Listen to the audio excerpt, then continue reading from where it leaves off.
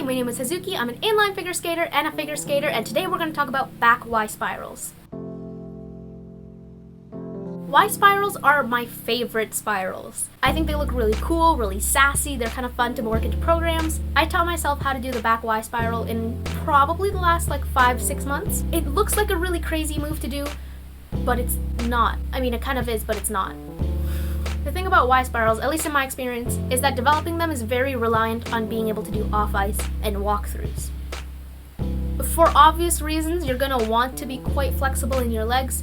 You do have your leg past your head, so being able to do the splits, while not necessary, is recommended. If you want a video on how to do the splits, there are a billion of them out there on YouTube. My video on how to stretch while studying, while it is a joke in the video itself, those are the exact stretches that I used to learn how to do the splits. I did those stretches probably 10-20 minutes a night, every night, for 4 to 6 months. That's kind of how I got my splits. Once you have something along the lines of a split, and once your legs are fairly flexible, you want to be able to hold the Y spiral position without holding on to anything. Now obviously first you're going to want to practice this while holding onto a railing or a wall or a person, but you do want to eventually learn how to slowly inch away from it and balance your weight over your one foot. Now personally, I do like doing this spiral with my left leg up and my right leg on the ground, and that's how I'm going to be demonstrating all of these. You can switch this if you prefer doing back spirals on your left leg. It's at this stage that you want to get used to holding your leg and the weight of your leg with your arm, and find the best spot for you to hold your leg. Now this is going to change in a little bit, because once you put on the skates, your height is different, the weight and length of your leg is also different, and it's going to change a little bit, but you do want to take some time just kind of playing around, trying to figure out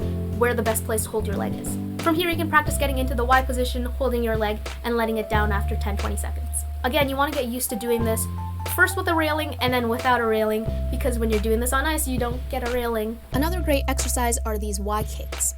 Try to keep your legs straight while you do them. They're great for helping with stability and getting comfortable with kicking your leg up.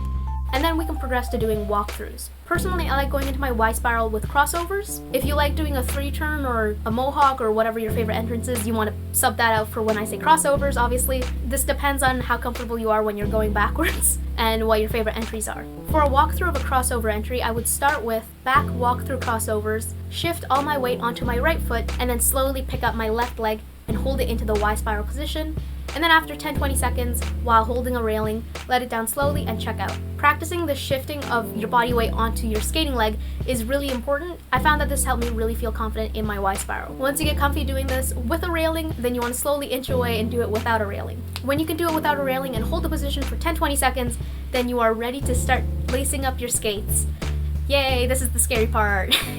Don't worry, I have a couple more progressions for you before you're actually doing the real Y spiral.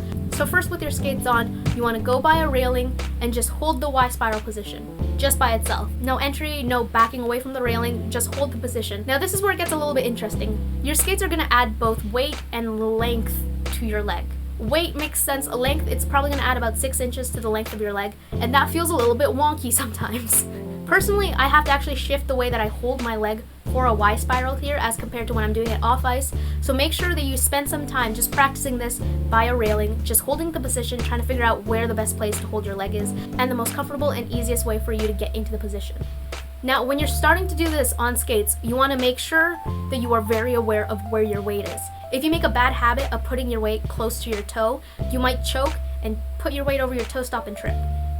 For obvious reasons, you don't want to do that. At the same time, because it's a back spiral, you also don't want to put too much weight over your heel, because you might fall backwards, and that is arguably more scary. I find personally that bending my knee really helps. It gives you a lot of control over where your weight is across your foot, across your wheels, whatever it may be. So bending your knee really helps make sure that your weight isn't too close to the toe, but not too close to the heel either. From here, you can do small little Y kicks. They're not exactly kicks, to be fair. You want to bring your leg up, hold it for half a second, and then bring it back down. Bring your leg up, bring it back down. It's just to get used to wrapping your hand around where you want to hold your leg.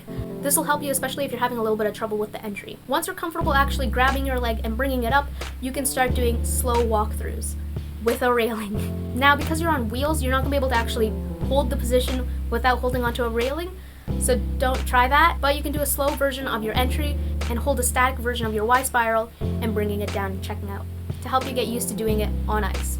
This is essentially the same thing as the walkthrough we did before, but just with skates on your feet now. Once you get comfortable doing the walkthroughs and you feel like you can actually do this with a little bit of speed, you're going to move into doing the actual Y spiral. If you're like me, you're probably not used to doing spirals backwards. These are really scary.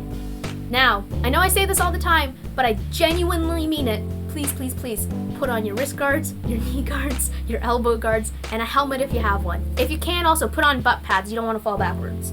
I know that one from experience. I don't have butt pads and I did regret it. Once you're ready to do this on inlines, there's not really much I can do to help you.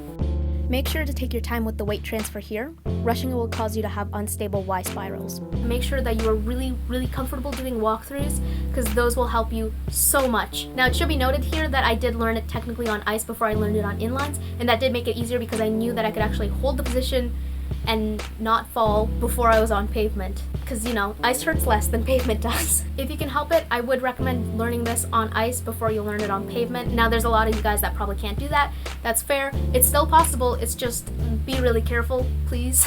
As always, I'm self-taught, but this is how I learned how to do the Y spiral. All I can do now is bid thee good luck. This is a scary one to learn, but I think it's one that's really worth it, and it looks so cool once you learn how to do it. It's one of my favorites for a reason. So I really hope this helped. Let me know if anything I forgot down in the comments below, and I'll see you guys next time.